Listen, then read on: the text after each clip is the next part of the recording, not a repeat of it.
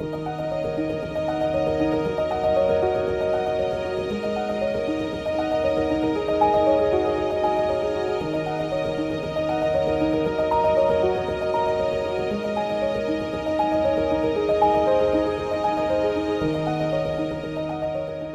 nous nous trouvons sur le site de Charny-sur-Meuse, qui se trouve à 10 km de Verdun.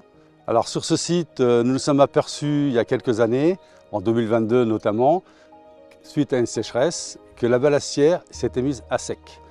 Et pour la réalimenter, et puis on a vu tous les poissons et la faune et la flore étaient partis, et nous avons décidé, si c'était possible, le projet de réouvrir cette balastière au fleuve Meuse. Nous nous sommes engagés dans ces travaux parce que nous sommes quand même AAPPMA, Association agréée pour la pêche et la protection du milieu aquatique. Et nous avons trouvé dommage qu'une balastière aussi près de la Meuse soit à sec et que le poisson ne puisse pas repartir.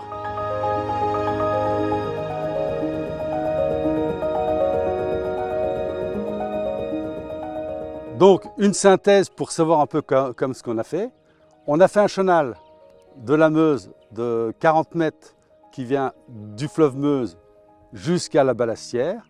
Nous avons créé une banquette végétalisée pour que le brochet, espèce repère, puisse se reproduire. Et pour faire vivre l'ensemble, nous avons fait un sentier pédagogique sur le thème les poissons et leur migration.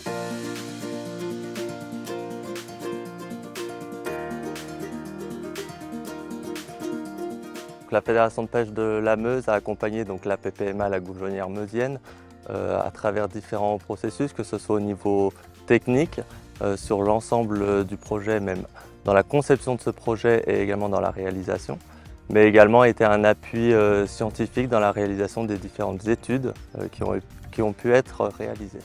Donc les différentes études qui ont été réalisées ont permis de mettre en avant que la balastière était donc utilisée une majorité de l'année en fonction des différentes espèces présentes.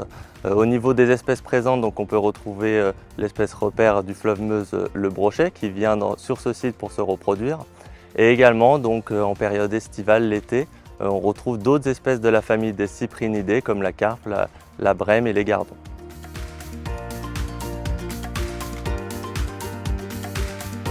Toutes les explications, c'est notamment sur le brochet. Dès que les nouveaux élèves arrivent, c'est-à-dire les CP en début d'année, on fait le tour pour explorer les alentours de l'école. On l'intègre aussi dans notre circuit randonnée, car on peut faire le tour. Depuis que ça a été aménagé, il est praticable. On étudie les panneaux un par un de temps en temps, pas tous d'un seul coup. Et on commence surtout par le plan qui est situé au début de la balastière et qui est très riche pour les élèves. Alors, la classe de CM1 de M. Maillard a planté 50 plants dans cette direction à côté de la passerelle, qui est d'ailleurs très appréciée des enfants car c'est une avancée sur l'eau. On peut apprécier les cygnes régulièrement.